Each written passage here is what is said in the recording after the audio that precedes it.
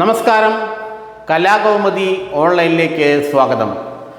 ക്ഷേത്രങ്ങൾ പിടിച്ചെടുക്കാനുള്ള CPM ശ്രമത്തെ എന്ത് വില കൊടുത്തും തടയാൻ ഉറച്ച് രംഗത്തിറങ്ങുകയാണ് സംഘപരിവാർ സംഘടനകൾ. ഒരുപക്ഷെ കേരളത്തിൽ ഇത് വലിയ സംഘർഷത്തിലേക്ക് വഴിതെളിക്കുമെന്നാണ് ഇപ്പോൾ ഇന്റലിജൻസ് വൃത്തങ്ങളടക്കം സൂചന നൽകുന്നത്.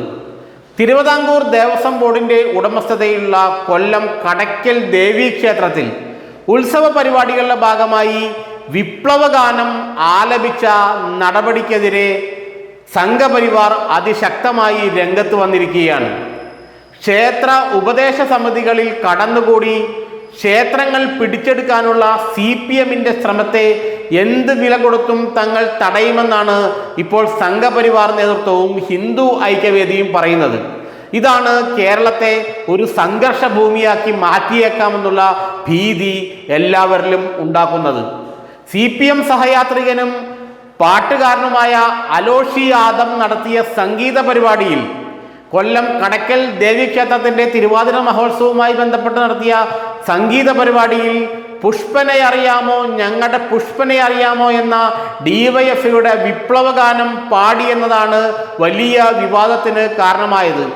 കണ്ണൂരിൽ കൂത്തുപറമ്പിൽ വെടിയേറ്റ ജീവിക്കുന്ന രക്തസാക്ഷിയായി ജീവിച്ച പുഷ്പൻ കുറച്ചുനാൾ മുമ്പ് അന്തരിച്ചിരുന്നു.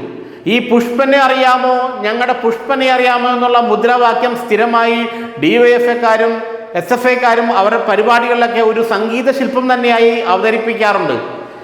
അതോടൊപ്പം കടയ്ക്കൽ ദേവീക്ഷേത്രത്തിൽ നടന്ന പരിപാടിയിൽ ഈ പാട്ട് പാടിയെന്ന് മാത്രമല്ല DYFIയുടെയും CPMന്റെയൊക്കെ കൊടികളും അവയുടെ പ്രകടനങ്ങളും ഒക്കെ ബാക്ക്ഗ്രൗണ്ടിൽ കാണിക്കുകയും ചെയ്തു. അത്തരത്തിലൊരു സംഗീത പരിപാടിയായിരുന്നു അത്. ഇതിനെതിരെ അതിശക്തമായ വിമർശനവും എതിർപ്പും ഭക്തജനങ്ങളുടെ ഇടയിൽ നിന്നും ഉയർന്നു വന്നു. അവസാനം ഇപ്പോൾ തിരുവിതാംകൂർ ദേവസ്വം ബോർഡ്, CPMന്റെ അരുമയായ പ്രശാന്ത് നയിക്കുന്ന തിരുവിതാംകൂർ ദേവസ്വം ബോർഡ് ഇക്കാര്യത്തിൽ അന്വേഷണത്തിന് ഉത്തരവിട്ടിരിക്കുകയാണ്. എന്നാൽ ഈ സംഭവത്തെ സംഘപരിവാർ സംഘടനകൾ മറ്റൊരു വിധത്തിലാണ് കാണുന്നത്.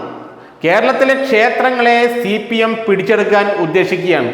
വരുന്ന നിയമസഭാ തെരഞ്ഞെടുപ്പിന് മുമ്പ് കേരളത്തിലെ ക്ഷേത്രങ്ങളിൽ ആധിപത്യം സ്ഥാപിച്ച് അതുവഴി വിശ്വാസികളുടെ ഇടയിലേക്ക് കടന്നു കയറാനുള്ള CPM തന്ത്രമാണ് ഇതിന് പിന്നിലെന്നും അതുകൊണ്ട് ക്ഷേത്രോപദേശ സമിതികളിൽ ഇനി CPM നേതാക്കൾ കടന്നുകൂടിയാൽ തങ്ങളത് അനുവദിക്കില്ലെന്നും വേണമെങ്കിൽ ശക്തി ഉപയോഗിച്ച് തന്നെ അത് തടയുമെന്നുമാണ് സംഘപരിവാർ നേതാക്കൾ നമ്മളോടൊക്കെ വ്യക്തമാക്കിയത്. പല മാധ്യമപ്രവർത്തകരും അവർ ഇത് പറയുകയും ചെയ്തു.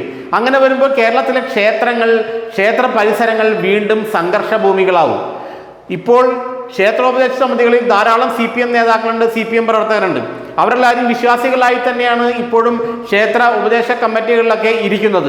എന്നാൽ രാഷ്ട്രീയം വരുമ്പോൾ അവരെല്ലാം വിശ്വാസികളെല്ലാം മറിച്ച് CPMകാർ തന്നെയായി മാറുമെന്നാണ് സംഘപരിവാറിന്റെ ആരോപണം. അതുകൊണ്ട് CPMകാരെ ഇനി ക്ഷേത്രോപദേശ കമ്മിറ്റികളിൽ അടുപ്പിക്കില്ലെന്നും അങ്ങനെ വന്നാൽ അവരെ ശക്തി ഉപയോഗിച്ച് തടയുമെന്നുമാണ് സംഘപരിവാർ സംഘടനകൾ ഇപ്പോൾ വ്യക്തമാക്കിയിരിക്കുന്നത്.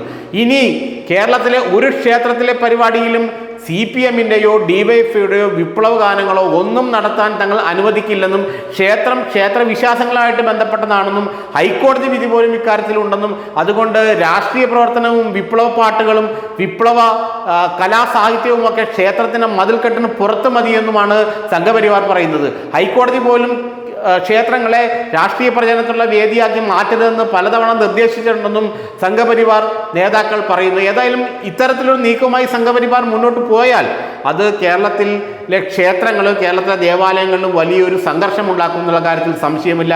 സംസ്ഥാന ഇന്റലിജൻസും ഇത്തരത്തിലുള്ള റിപ്പോർട്ട് സർക്കാരിന് നൽകിയിട്ടുണ്ട്.